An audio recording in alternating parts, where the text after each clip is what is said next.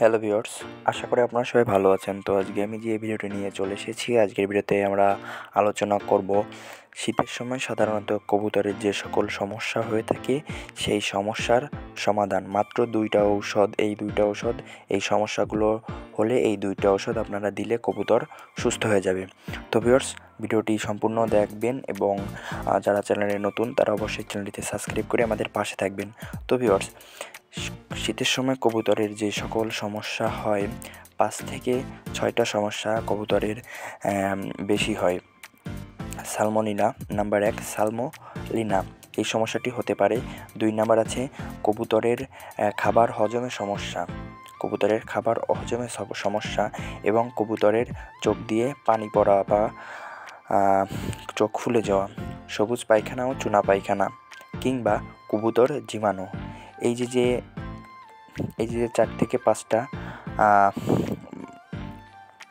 রোগের কথা বললাম, এই রোগগুলাই শীতের সময় কবুতরের সাধারণত হয়ে থাকে। তো ভিউয়ার্স, এই রোগগুলো হলে আপনারা PB70 অন এবং সালকিউর এই ওষুধটি আপনারা কবুতরকে খাওয়াবেন। তো ভিউয়ার্স, এই ওষুধটি আপনারা বাজারে খুবই অল্প মূল্যে পেয়ে যাবেন। এক এক জায়গায় এক এক রকম দাম হতে পারে। তো স্ক্রিনের উপর দেখতে পাচ্ছেন ঔষধ দুইটি। তো এই ঔষধ দুটি আপনারা কবুতরকে খাওয়াবেন। তো এই ঔষধ দুটি আপনারা কিভাবে খাওয়াবেন? প্রতি 1 লিটারে আপনার যে কয়টি কবুতরই হোক না কেন, আপনারা যদি প্রতি 1 লিটারে 2 গ্রাম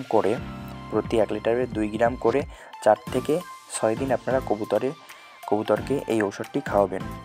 প্রতি 1 লিটারে 2 গ্রাম করে 4 থেকে 6 দিন আপনারা এই ওষুধটি খাওয়াবেন। আপনার যদি 10টা কবুতর হয় সেক্ষেত্রে 1 লিটার দিয়ে 1 লিটারের সাথে ঔষধগুলো মিক্স করে আপনারা জলটি ফেলে দিবেন।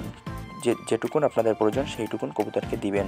আর যদি 10টা কবুতর আর যদি 5টা কবুতর হয় সেক্ষেত্রে ওই সেম পদ্ধতি।